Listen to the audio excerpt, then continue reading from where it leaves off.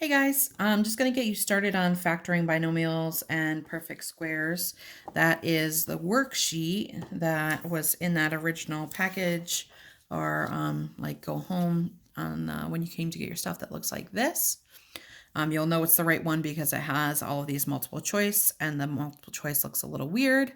That's totally on purpose, so don't be put off by that.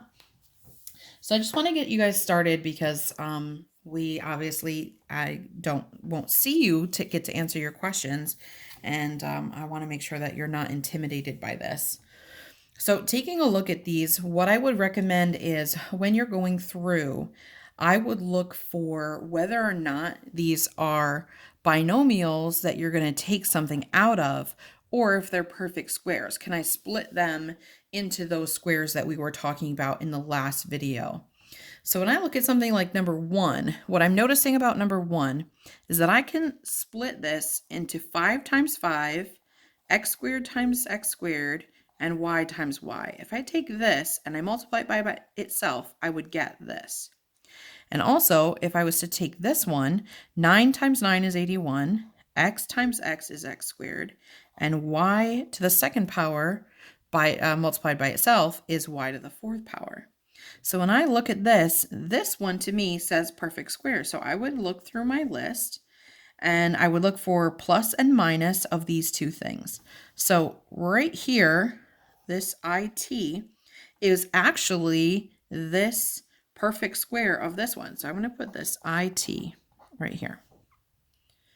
Okay, and now I'm going to look at this. Is this a perfect square? Well, let's see. 6 times 6, x to the third, and y to the second. If I was to split those, it would look like this. So far, that's looking like it's the case. 64 would be 8 times 8. X to the 10th would be x to the 5th times itself, and y squared would be y times y. So again, this is looking like a perfect square, and I'm going to look for these two things, plus and minus these two things. So I'm seeing that right here in letter M. So I'm going to just cross these off as I go. Now I'm looking at this one, 2 times 2, x times x, and then 36 is just 6 times 6. So again, I got another perfect square, 2x plus or minus 6. So I'm going to look through this list, and I can see right here, letter I, and I would keep going. Now, the next few all look like they're going to be some perfect squares. I'm going to skip down to number 7. And I look at number 7, 4 times 4 is 16. X times x is x squared. 64 would be 8 times 8, but I just have this one x here.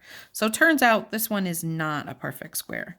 This is one of the ones where I'm going to be looking at the fact that these are going to be a factoring situation. So when I look at these, remember with factoring, I want to pull out everything I can that they have in common. And when I take a look at 64, if I was to take a peek, 64, if I take 16 out of that, I would get 4. It would come out evenly.